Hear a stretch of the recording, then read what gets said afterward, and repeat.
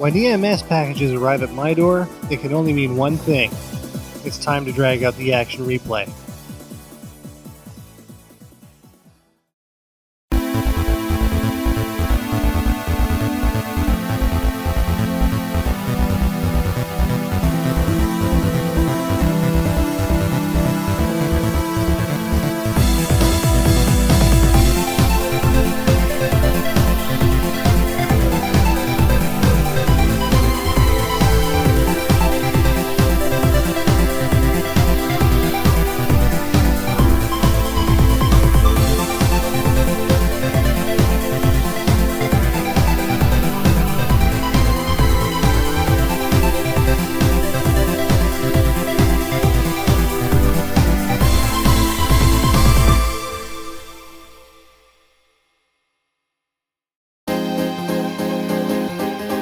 I know there are some of you out there that are like me, looking for a stiff challenge.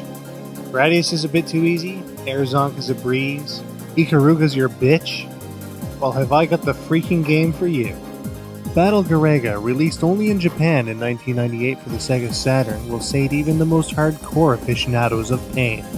You just don't find this level of challenge in North America, and Battle Garegga has all kinds of interesting features that make it stand out from the crowd.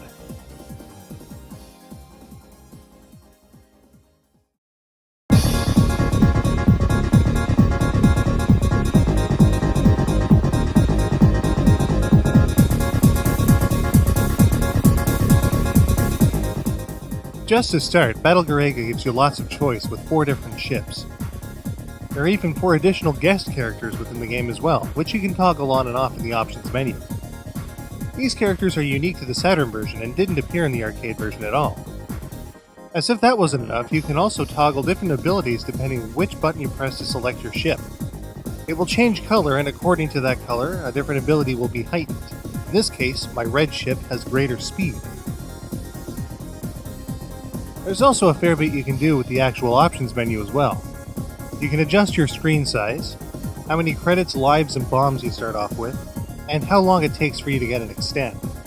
You can even customize these parameters entirely independently of each difficulty level. This is where you'll also access the secret characters, and most interestingly, changing the enemy fire from bullets to red balls so you can see them coming just a little easier.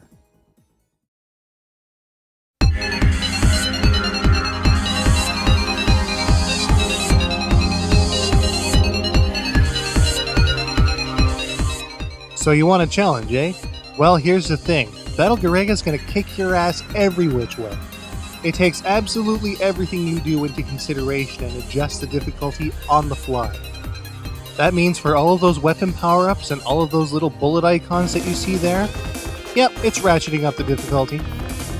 Battle Garegga is a game that actually rewards you for going in without guns blazing. If you can find your way through with as little firepower as possible, you'll get further. Of course, if you're a masochist, you might as well collect everything, just for the extra challenge, right?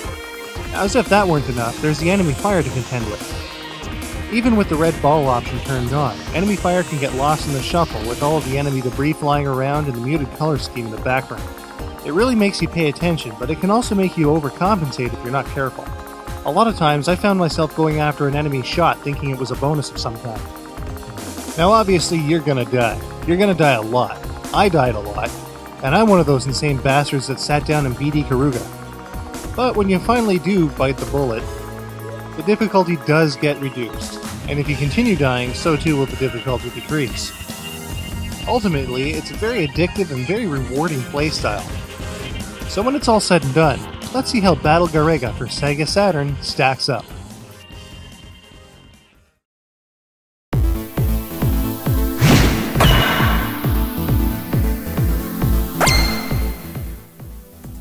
Dear God, what an excellent game. With smooth as butter control, an excellent length, and a dynamic difficulty system that changes on the fly with you, Battle Garegga for Saturn stands out almost immediately.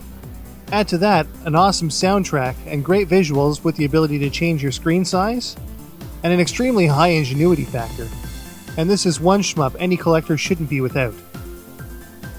As a plus, anyone who masters this game gets instant bragging rights. For the $100 or so that you'll pay at auction, it's worth every single penny. Well, that is, if the difficulty doesn't make you chicken out.